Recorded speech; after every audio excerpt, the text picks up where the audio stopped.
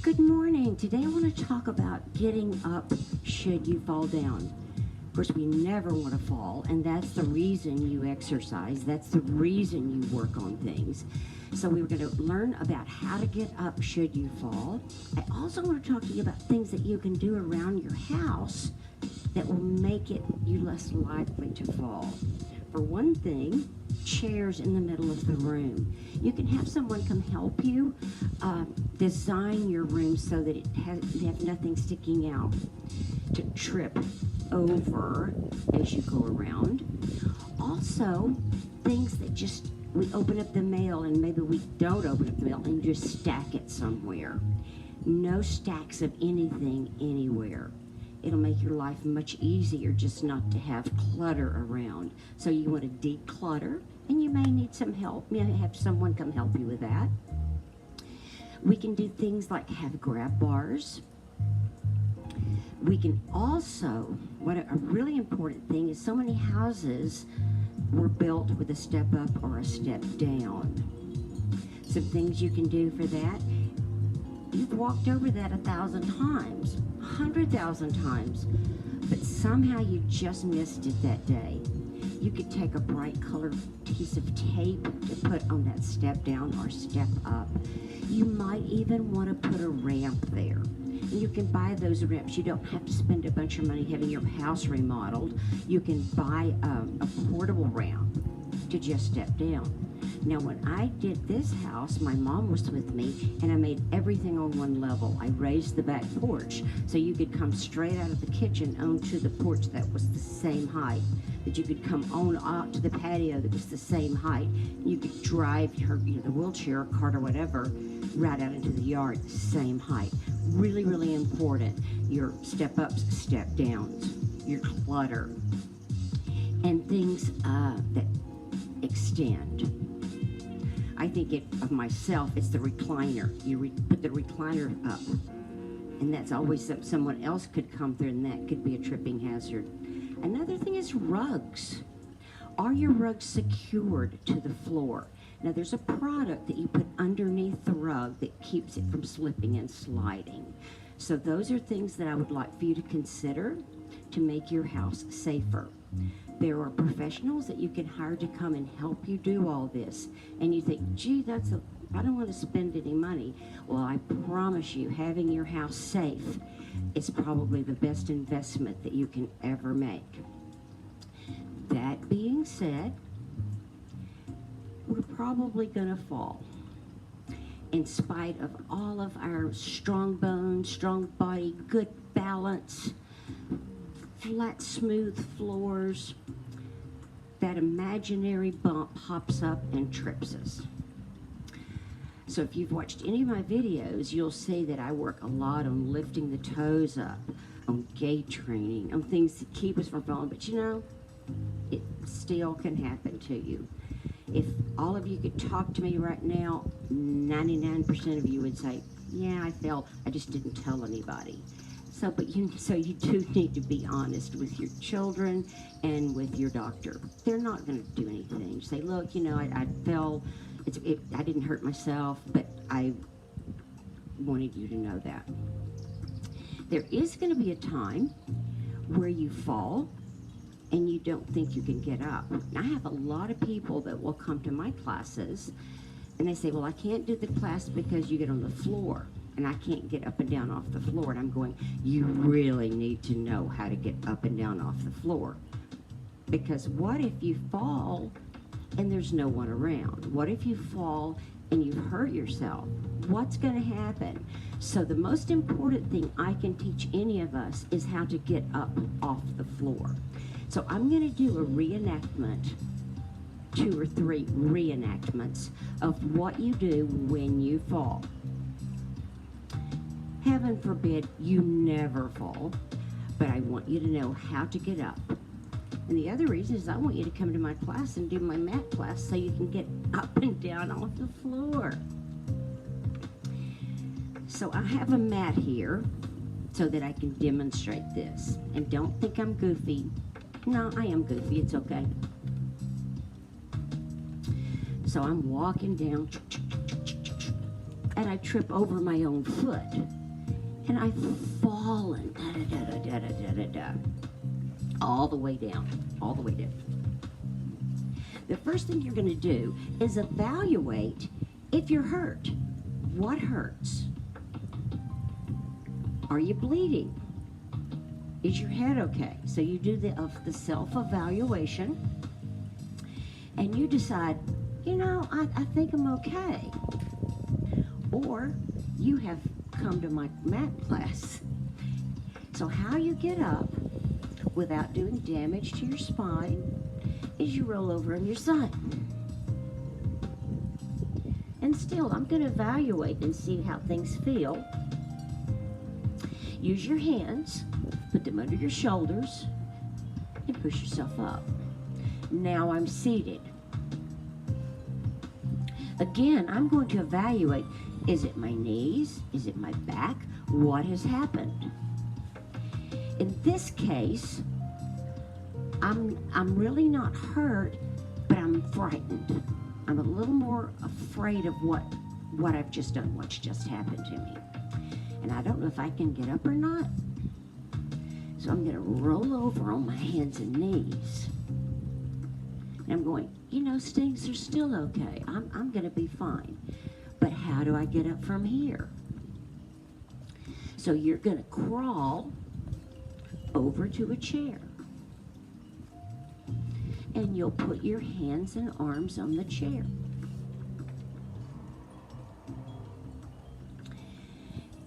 One option would to be hold the chair, and if your knees will bend good enough, you'll use your arms and your legs to push yourself up. Help, I've fallen and I can get up. Second scenario, I've fallen. Self-evaluation. Everything okay? Same thing. Roll over on your side. Hands under shoulders. Push yourself up to seated. In this scenario, I think I've hurt my knees. So how I'm going to get to the chair, I'm going to scoot using my hands and my heels to get to the next place, which is going to be the chair. I'm going to go back to my chair using my heels and my hands and arms. So I get over here, and how am I going to get up?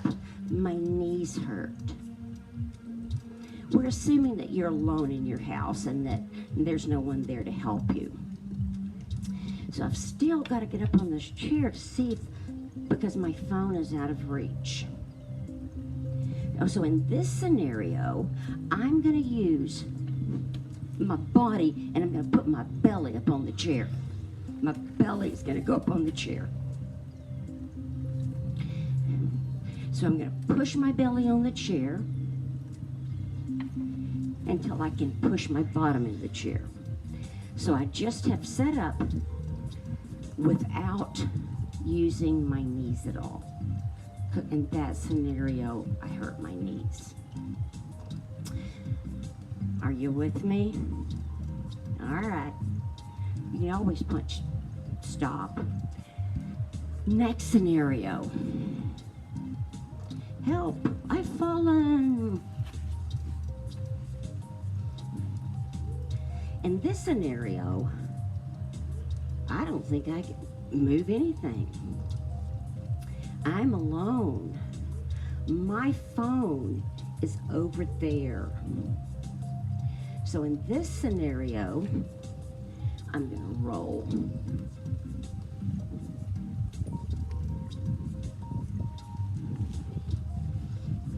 Until I can find my phone. Reach up. So in that scenario, I was not able to get up. So I rolled across the carpet or the floor or the yard until I could find some help. So let's go over how I want you to get up. Fetal position, knees are bent. Arms under shoulders, and push yourself up. Well, you've told me that, Rotha, 100 times. Well, I'm going to tell you probably 100 times more. I also want you to use this method to get out of bed. So we're going to pretend that my mat is the edge of the bed. The edge of the mat is the edge of the bed. I'm asleep. The alarm goes off. I'm going to roll over to the side of the bed. Fetal position. You let your feet come off the edge of the bed. And as you push your chest up, your feet go to the floor. No stress on your spine. Now, for 1,000 years, we would just go, I'm awake, and just push up. Just roll up. As we age, we know that the spine, the spongy material between each vertebrae, goes smaller and smaller. And you go rolling up, eventually you're going to really compress the disc, and it's going to be painful, maybe even more than painful. So let's learn how to get out of bed now before you have the problem. So now I'm on my bed again, and gee gosh, my back hurts today, so I don't even think I can go here. So in this case, you're going to take your heels and hook them under the mattress. Under the mattress. My heels are under the mattress. Get your hands here, and you're going to lift. You've got this, you're stable here, so you will be able to lift yourself up. The feet go to the floor, and you walk off. Now, as we walk off, are you sure you can? So you may just want to stand by the edge of the bed and do the exercises that I have shown you for flexibility. Your hip circles, your hip lifts, your shoulder circles,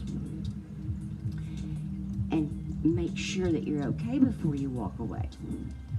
So I have one more thing to talk about today before I let you go, and that's hydration. As we age, we don't want to drink water because it's going to make us go to the bathroom. When you get dehydrated, and you're dehydrated when you feel thirst, so you need to drink water before you feel thirst.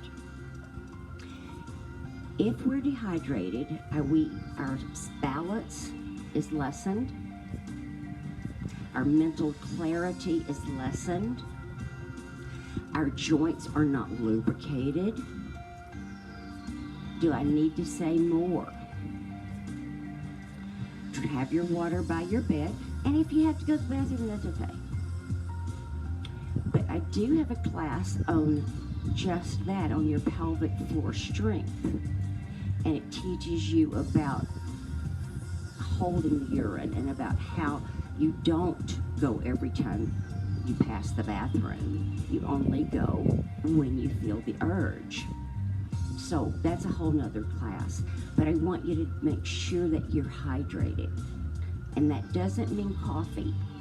Yeah, Rotha, coffee's made with water. But it has caffeine in it. And even not, if you have decaffeinated coffee, there's still a little caffeine in there. So if I drink a cup of coffee, I need to drink a glass of water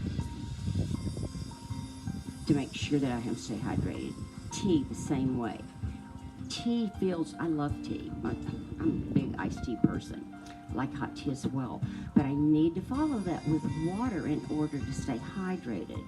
So I could just go on and on and on forever and ever and ever about hydration.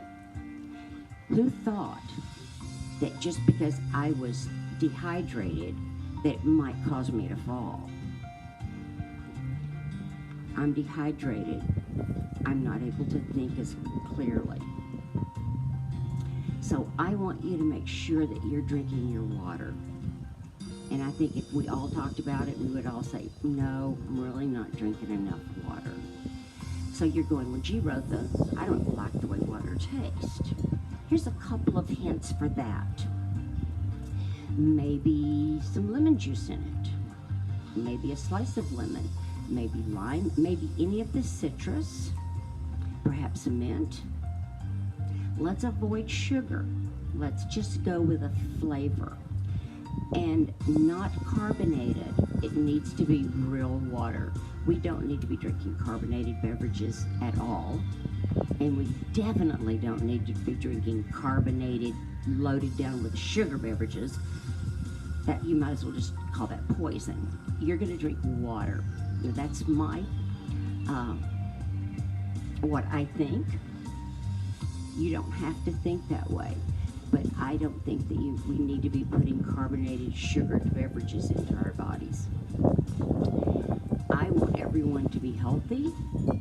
I want everyone to not fall. I want everyone to have balance.